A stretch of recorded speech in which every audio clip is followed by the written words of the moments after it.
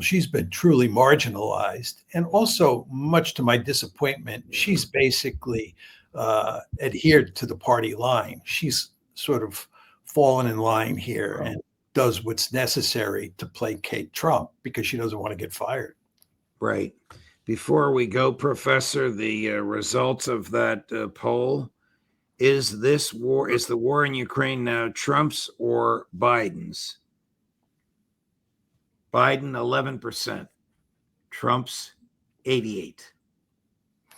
But I would ask you this, Judge. Wouldn't you say that the war belongs to both of them? Yes, it does. I agree with you. The war belongs to both of them. But the president has stopped saying it's not my war and has stopped saying it's Joe Biden's war. And you were right on the mark, in my view, Professor, where you said he's going to have another Afghanistan on his hands. Of course, it was his administration, Mike Pompeo, that negotiated the withdrawal from Afghanistan. It did occur disastrously on Joe Biden's watch. He's going to be confronted with this.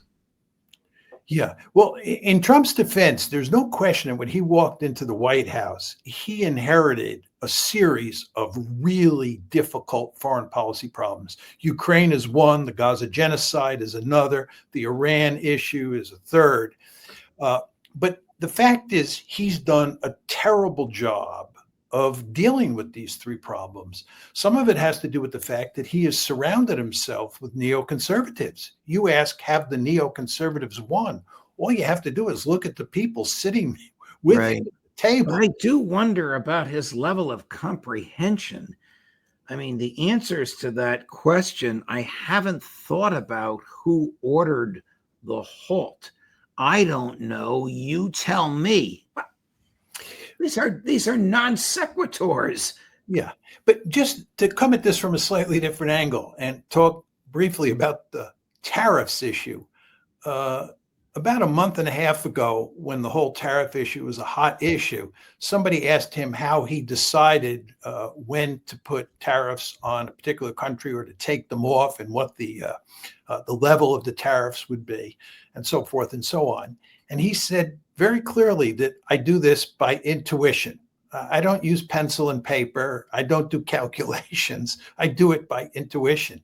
This is a truly remarkable statement.